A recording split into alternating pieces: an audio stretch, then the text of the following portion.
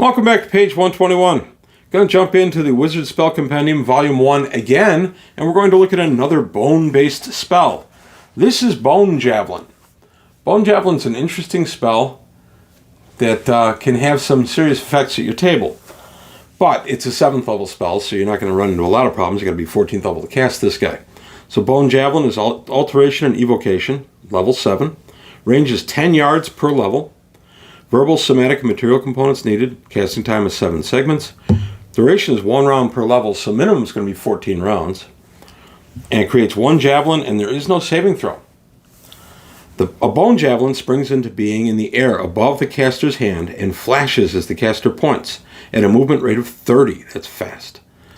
The javelin turns and strikes after striking or reaching maximum range, returning to the caster at the same speed. It floats above the caster's hand until set forth again. Spellcasting or other activities can be performed between javelin casts without sending forth or dismissing the javelin. The javelin can twist and turn as necessary to overcome barriers and return to its caster. It strikes only once per round, requiring a successful attack roll. I like that limit. Other creatures in the javelin's path may be imperiled if the javelin misses the target first chosen by the caster. Javelin inflicts 1d4 points of damage plus 1 point per level of the caster, so minimum of 1d4 plus 14. It can damage undead, ethereal, other planar, and prime material creatures alike. The javelin is armor class -4 and shatters if dealt at least 7 points of damage.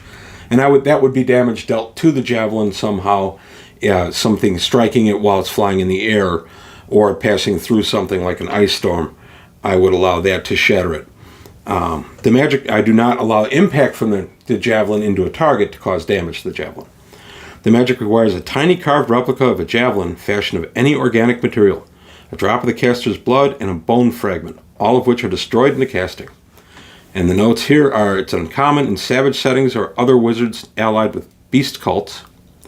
Otherwise very rare, known to be in the book of Shangalar the Black. So there you go. This is another second edition spell. And let's take a look at what we're getting here. So you get 14th level to cast it, so it's level 7 spell. Casting time 7 segments, that's fine. 1 round per level. And it moves at 30 inches. So if you're in a hurry and you need to send this guy out, absolutely do so. It's going to strike and then return and be over your hand. I allow my players to use this in lieu of casting a spell that round. So if they were to send it forth, it struck its target and came back all in the same round, which is certainly feasible, the next round the player has to decide, is he going to leave the javelin hovering over his hand, or is he going to send it forth again? I do not allow them to cast the spell and send the javelin forth. So it can be interesting how they decide to kind of mix the use of the thing. The other activities can be performed between javelin casts without sending forth or dismissing the javelin. I like that. It just hovers over your hand. You don't actually touch it.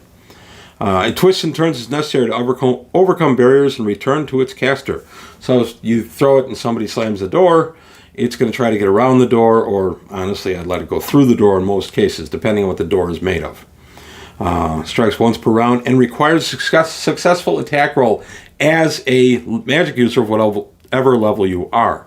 So if you're a 14th level MU, you're striking as a 14th level magic user. So that's a good limit on this spell. Other creatures in the javelin's path may be imperiled if the javelin misses the target first chosen by the caster. That's going to be a very situational kind of decision.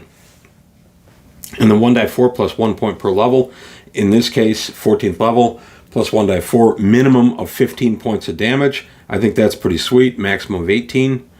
And it can damage undead, ethereal, other planar, and prime material creatures alike. I like that too. So you've got that ghostly apparition. It's not really a ghost, but it's in the ethereal plane. It's in one of the ethereal windows. You go ahead and you can cast this thing and you can hit the creature and hurt it. It does, however, have no bonuses itself, no pluses to attack or damage. So now that brings up the other problem. Will this affect creatures that are hit only by a magic item?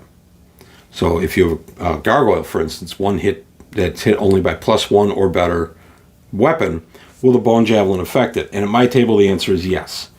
It's kind of a slightly modified form of magic missile. I realize that magic missile is pure energy striking the target, but I allow it the same kind of thing. It's a 7th level spell. I don't think it should be limited to hitting only creatures, or not hitting creatures that are affected only by +1 or better weapons. So I do allow this to do damage to pretty much anything it can be pointed at. It's only been used at our table a couple of times.